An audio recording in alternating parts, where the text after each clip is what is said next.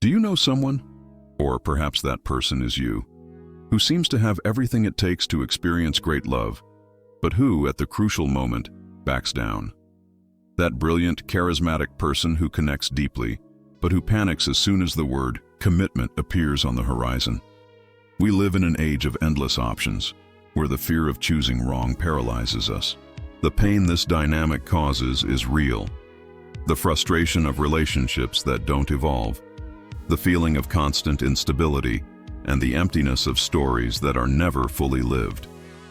We tend to think of this person as immature or fearful. But existential psychologist Rollo May looked at this paralysis and saw something much bigger and deeper. He saw the fear of freedom. It seems like a paradox, doesn't it?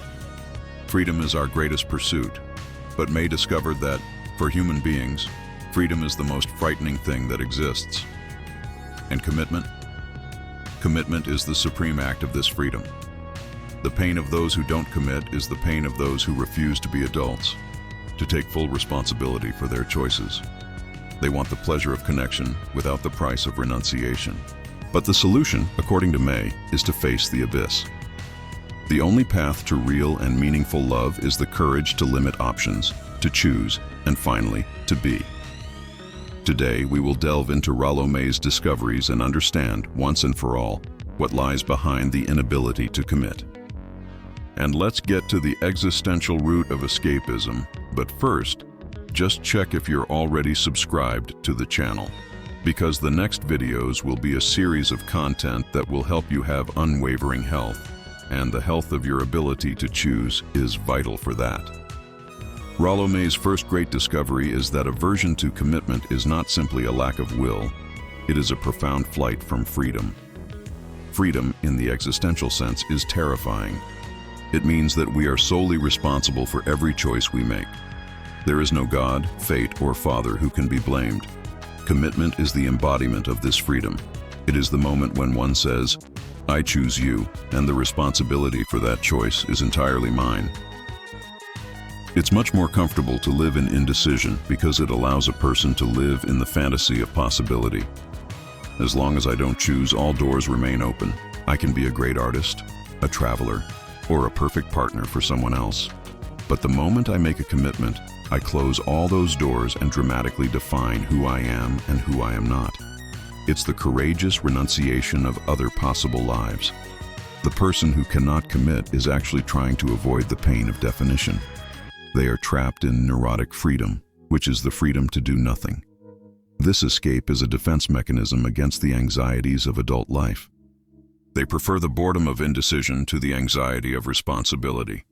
May forces us to see that freedom is a heavy burden, and many of us prefer to drop the burden rather than carry it to the altar. Therefore, if you or someone you know hesitates to commit, know that this is not a character flaw, but a symptom of existential fear. Real love requires you to let go of your what-if universe and embrace the present. The courage to commit is the courage to be free in the fullest sense, to define yourself through a mature and responsible choice. We live in a society of better. There's always a better job, a newer smartphone, and inevitably, a better partner waiting just a click away. Rollo May identified that this hyper-optional mentality generates paralyzing anxiety. People desperately cling to the idea of keeping all options open, because committing to one is the same as accepting the loss of all the others. This anxiety about possibility, which May calls the escape from the Sehnsucht, being towards death, of the relationship, is actually an escape from finitude. Every definitive choice is a small death of all other possibilities. The uncommitted individual cannot tolerate this loss. He lives in a state of eternal shopping window, looking, evaluating, but never buying, for fear that the perfect item will appear soon after. This dynamic is unsustainable. By trying to keep all options alive, the person ends up not fully experiencing any of them. Energy is drained by constant comparison and the neurosis of what could have been. The person is physically present, but their mind is always elsewhere, comparing, evaluating whether the neighbor's grass is really greener. The inability to close the cycle of choice prevents depth. Commitment is the courageous antidote to this anxiety. It is the moment when a person says, "I know there are other possibilities, but I voluntarily sacrifice them to dedicate myself to this single, precious choice. It is this bravery to renounce that allows love to deepen and transform from a superficial attraction into an existential foundation. Peace comes not from the absence of options, but from the courage to discard them. May's master key to understanding the difficulty of commitment lies in the crucial difference between wish and will. Wish is the impulse, the attraction, the spark of passion. It is passive. It happens to us. The person who doesn't commit is addicted to this spark. They chase the euphoria of wish because it is easy and free of responsibility. They live on an emotional roller coaster. Willpower, on the other hand, is the capacity to make responsible choices and sustain them over time. It is the mature decision that comes into play when desire fails. The refusal to compromise is, in fact, the refusal to exercise one's own will. It's like a boat that only sails when the wind, desire, is favorable, but refuses to start the engine, willpower, when there is calm or storm. What happens to this person is paralysis of action. They desire a deep relationship. They desire stability and love, but they refuse to take the firm and responsible steps to build it. Desire by itself is an engine without direction. Commitment requires the will to step in and say, I organize my resources, my time, and my emotions to build this partnership. The solution, therefore, is not to find someone who generates more desire, but rather to develop the courage to want. It takes bravery to take charge of one's own life, and commitment is the map. Those who live only in desire are condemned to eternal immaturity, waiting for the right feeling to arrive and do the work for them. May teaches us that love is not found. It is created by the courageous exercise of our will. Society sells us sentimentality as the pinnacle of love, constant happiness, the absence of conflict, and perpetual euphoria. The individual who avoids commitment is often trapped in this sentimental trap. They confuse the absence of drama with the absence of depth, and tirelessly seek the next wave of emotion to prove that the relationship is real. This relentless pursuit of constant thrills prevents commitment from deepening.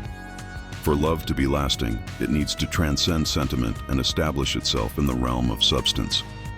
Substance is shared boredom, overcoming crises, loyalty in sickness or hardship. These moments, which don't generate sentimentality, are where commitment is forged.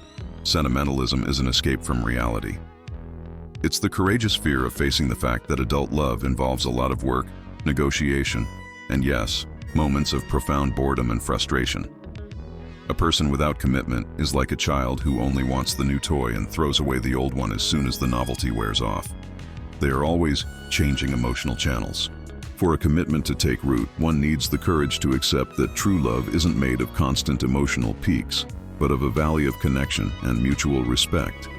The individual needs to learn to trust in the solidity of the partnership, even when their heart isn't beating like a drum. The maturity of commitment lies in valuing being with the other person above feeling for them. Commitment is, essentially, the promise of sustained vulnerability. When you commit, you're not just saying, I love you now, but rather, I will allow you to see me in my totality, in my strength and my weakness, and I trust that you will not use that to destroy me. For those who fear intimacy, this is terrifying. Avoiding commitment is, therefore, avoiding exposure itself. If I keep the relationship in an ambiguous and unofficial state, I always have an escape route. I can walk away and deny that there was a real investment. Commitment, when formalized, whether with a ring, a certificate, or a definitive conversation, closes that door and forces me to face the possibility of being hurt.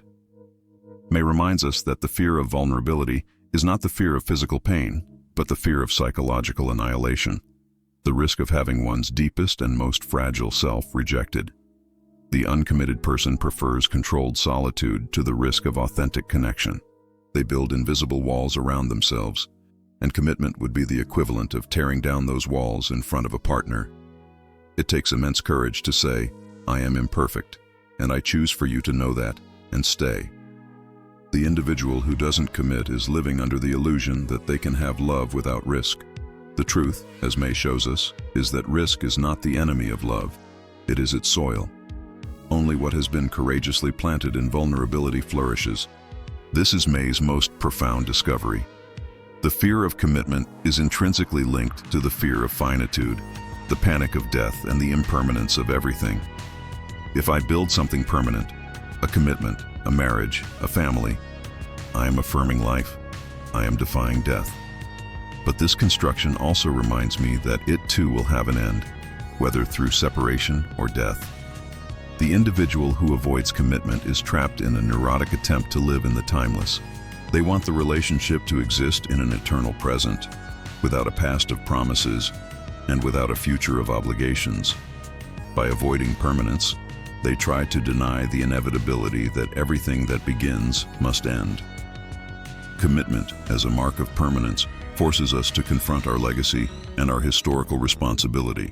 If I commit, my actions today will have clear and lasting consequences tomorrow.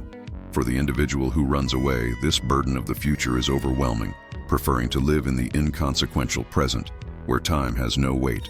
The courage to commit is the courage to say, I know that life is finite and uncertain, but I choose to use my time and energy to build something meaningful, despite its eventual end. It is the most heroic act of love, for it is an affirmation of life and will, even in the face of the certainty of death. The inability to commit is a denial of life. Rollo May viewed the Don Juan archetype not as a sexual hero, but as an existential coward. This figure, who moves incessantly from one partner to another, is not seeking pleasure, he is fleeing. Seduction is his defense mechanism. The act of conquering and abandoning is a way of asserting his power and, at the same time, avoiding the vulnerability of commitment. Seduction is the opposite of surrender.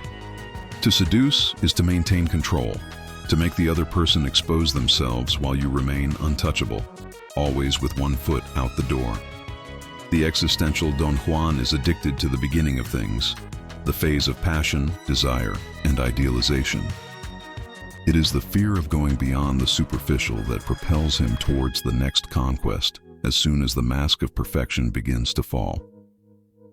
May would argue that this figure is trapped in a cycle of emptiness. He seeks in the number of achievements the filling of an internal void that could only be resolved through a deep commitment to the other or to himself. Each new person is merely a temporary mirror that validates his worth without ever requiring him to commit to his own essence. The way out of this prison of seduction is the courage to stop.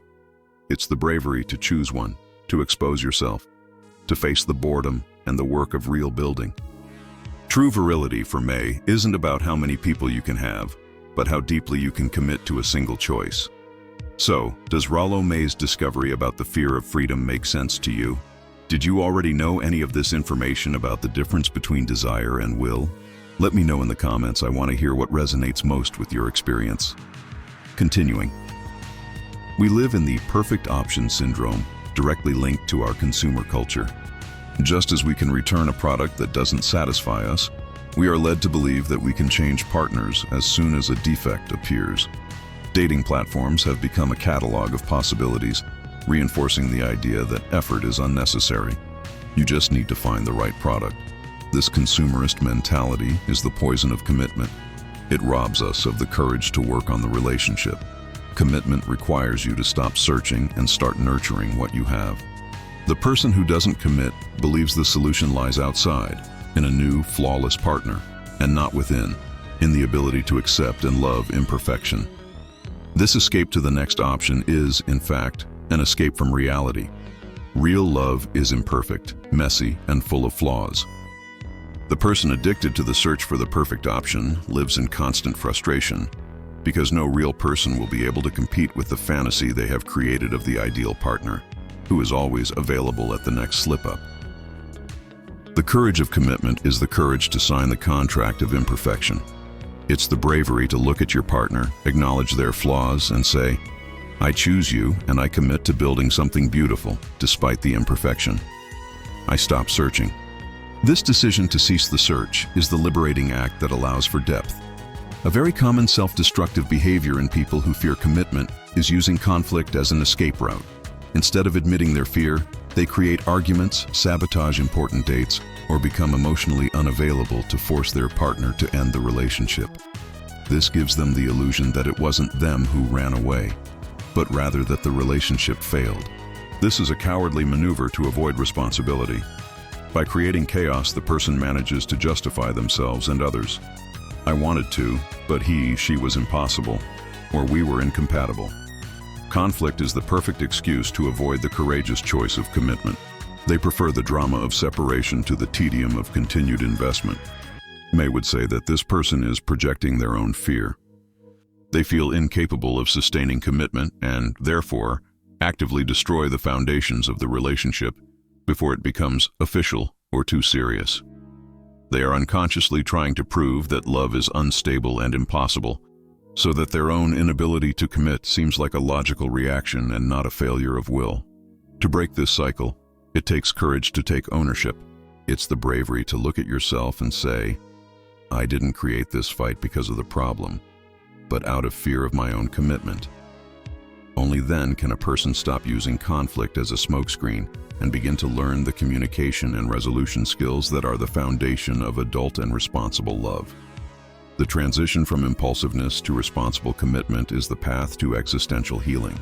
The first step, according to May, is awareness, recognizing that hesitation is not about the partner, but about the fear of one's own freedom. It's about stopping blaming the world and acknowledging, I am the cause of my indecision. The second step is willpower. It's the practical exercise of choice, often starting small. It's choosing a course, a project, a habit, and committing to it for a set period. This sustained practice re-educates the mind about the value of persistence. In a relationship, this translates to planning for the future, not just the next date. The third step is courageous renunciation. It is the moment to accept that the choice of one implies the death of 1,000. The person needs to mourn the options they lost, but celebrate the choice they made. It is a mature bravery that understands that the depth of one life is greater than the breadth of 1,000 superficial lives. The courage to commit is the affirmation of responsibility. It is the act of transforming the fear of freedom into adult action. It is not about waiting to feel the desire, but acting with desire, building the commitment brick by brick. Okay, let's continue this journey into Rollo May's thinking and solutions for the fear of commitment. But first, I noticed you haven't liked this video yet. This is very important so that YouTube continues to show you our content, and that way we can continue helping you. So, please like this video. It's free. Let's go. Existential emptiness, the feeling that life has no inherent purpose, is one of the greatest pains of modern life.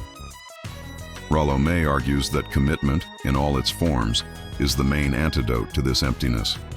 When you commit, you don't just choose a partner, you create meaning with them. A person without commitment is condemned to superficiality because they have no roots. Life becomes a series of disconnected events. Commitment, on the other hand, anchors you. It gives you a structure within which you can build a shared purpose, creating a family, a home, a life project, or simply a legacy of love and mutual respect. It is the courage to sign this contract of meaning that saves you from nihilism. The individual needs the bravery to say, I give meaning to my life by investing my being in something I have chosen, and that transcends me. Commitment is the bridge between the solitude of the individual and the richness of shared meaning. May's discovery is clear. If you seek purpose, stop looking for it in grand revelations. Purpose is forged in courageous loyalty to your choices. Commitment gives you something to fight for, and that fight in itself is what fills the void. There is no compromise without pain.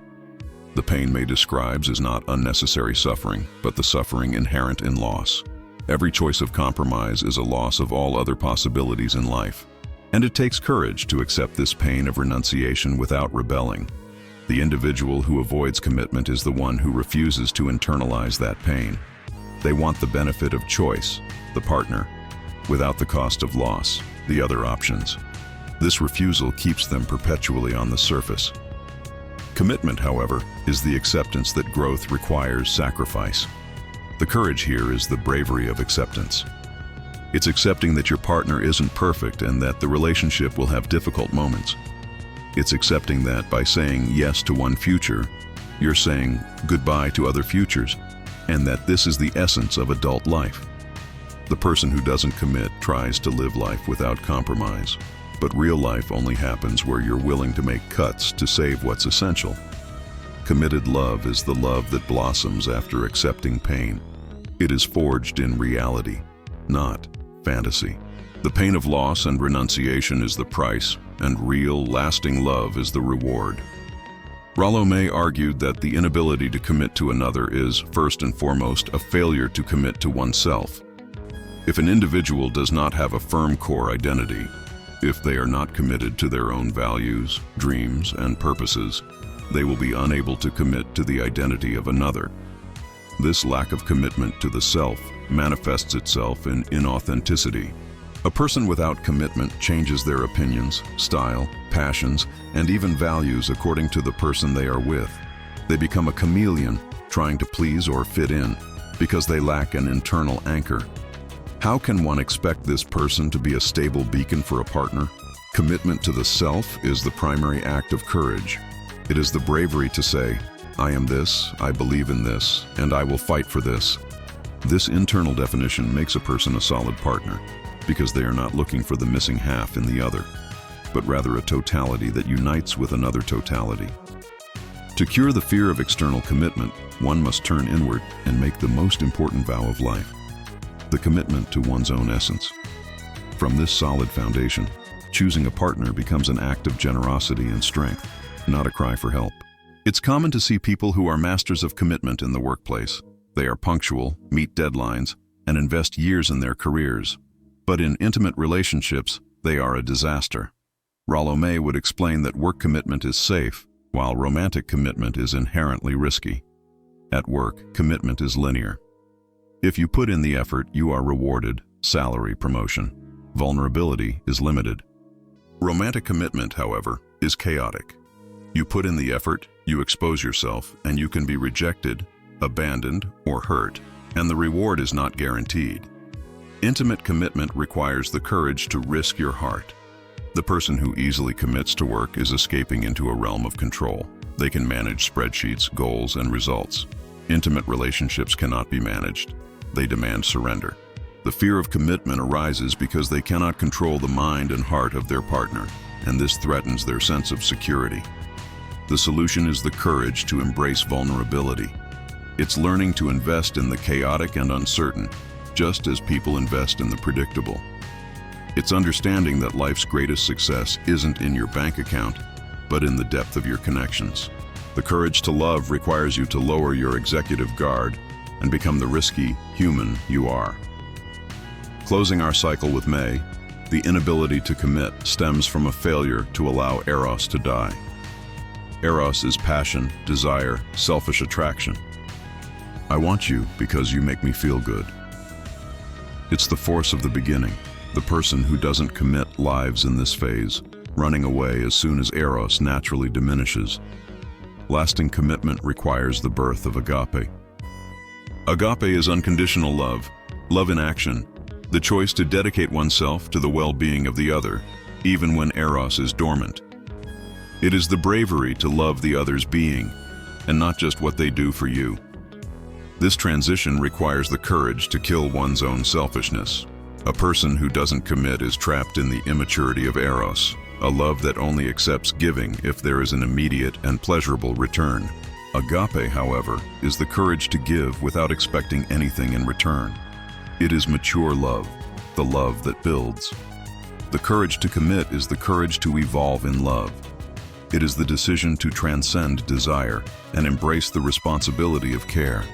Only when the individual allows the initial Eros to die and agape to be born, does he finally become capable of a commitment that withstands time and the inevitable transformations of life. So, now that you know the story of Rollo May's discovery about the fear of commitment, were you already aware of these events? Let us know in the comments if you knew them or if you know someone who doesn't know the story of Rollo May's discovery and escape from freedom. And don't forget to check out the next videos that are appearing on your screen now. Thank you for watching this far. I hope the light of Rollo May's existential psychology has illuminated the shadows of your fear of commitment. Remember, commitment is not a prison. It's the bravest and most liberating act you can do. Don't forget to subscribe to the channel to continue receiving future content that will transform your relational and personal health. Until the next video.